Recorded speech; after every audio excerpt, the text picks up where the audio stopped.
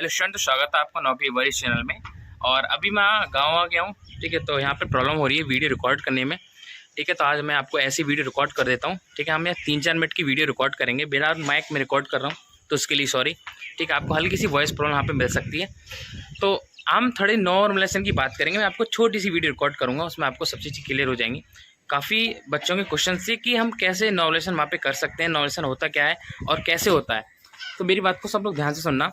ऐसा होता है कि आपकी 10 शिफ्ट हुई हैं। ठीक है, तो 10 शिफ्ट में किसी का एवरेज स्कोर बनना है 190 क्वेश्चन, किसी का एवरेज स्कोर बनना है 180 और किसी शिफ्ट में बनना है 150।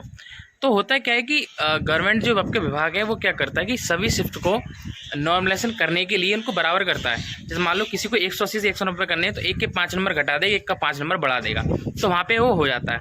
अब दिक्कत क्या आ रही है? अब दिक्कत ये है यहाँ पे नॉर्मलाइजेशन में दिक्कत कि हुआ क्या है कि उसमें मान लो किसी शिफ्ट में जो 23 की फर्स्ट शिफ्ट में, उसमें से 5 लाख बच्चे, मान लो 5 लाख बच्चे बैठे थे। उसमें 5 लाख में 2 लाख तो बहुत ब्रिलियंट थे और बाकी 3 लाख बच्चे बहुत कमज़ोर थे। ठीक है, उसके बाद मान लो दूसरी शिफ्ट थी आपकी, जो कि आपकी हुई है 30 की फर्स्ट शिफ्ट में। उसमें क्या हुआ था? उसमें आपके 10 बच्चे, सॉरी 10 कह रहा हूँ मैं, उसमें आपके 4 लाख बच्चे बहुत होशियार बैठे थे और 1 लाख आपके कमज़ोर बैठ गए। तो दोनों शिफ्ट में आपका नॉर्मलाइजेशन में दिक्कत आएगी ना।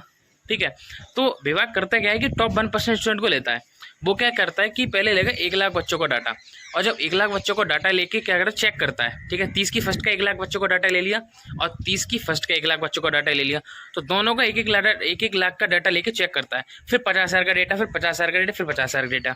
तो नॉर्मलाइजेशन के 2 तरीके होते हैं।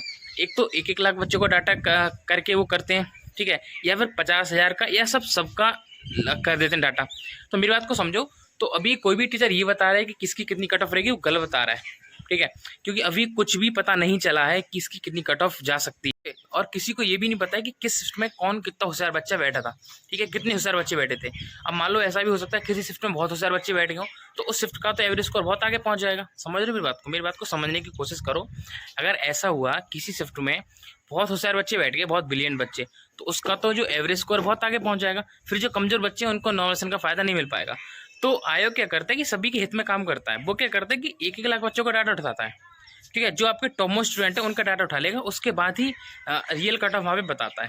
ठीक है, तो आप कन्फ्यूजन में इस बात के ना रहेंगे हमें कम मिलेगा, हमें ज़्यादा मिलेगा। आयोग आपके हित में काम करेगा, टेंशन मत लो, सब कुछ आपके हित में होगा। ठीक है, कोई भी आपका कमेंट रहता है बता देना। कट ऑफ के लिए अभी मैं लाइव कर रहा हूँ, तो लाइव में आप आते होगे, देख लेना लाइव में आके।